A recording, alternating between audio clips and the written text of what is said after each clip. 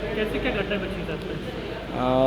हम लोग खाना खा रहे थे, लगभग 8 बजे की समथिंग की बात है। हम लोग खाना खा रहे थे, तभी हमारे दरवाज़ों में ईंट पत्थर पड़ना शुरू हो गया। तो जैसे ही पापा गए बाहर, उन्होंने देखा तो कुछ बल्लू पटेल और उसका लड़का अमन पटेल, बल्लू पटेल और कमल किशोर शर्मा और उसका लड़का अमन शर्मा, ये दोनों लोग आए और इन पापा के साथ बदतमीजी करने लगी, गाली गलौज करने लगे।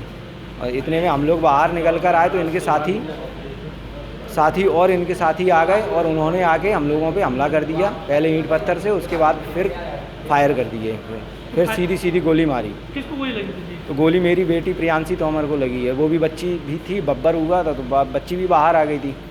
तो हाँ, वो गोली मुझे मारी थी, लेकिन वो बगल में ही मेरे खड़ी थी, तो उसको गोली लगी। वो अच्छा, कितने साल की है? अभी 11 साल की होने के बाद 12वीं में चल रही है। अच्छा, तो क्या विवाद था? कारण क्या था विवाद का? वो एक प्रॉपर्टी को लेके, मतलब प्रॉपर्टी क्या, हमारे घर में पीछे का कुछ हिस्सा उसकी पत्नी के नाम था, जिसमें हम पैसे भी दे चुके थे।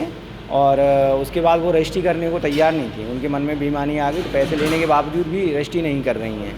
तो उसी को लेके हमने थाने में आवेदन भी दिया हुआ था और उसका प्रकरण चल रहा था महाराजपुरा थाने के अंदर। और उसमें जब तो वही विवाद था। लेकिन कहाँ की घटना है?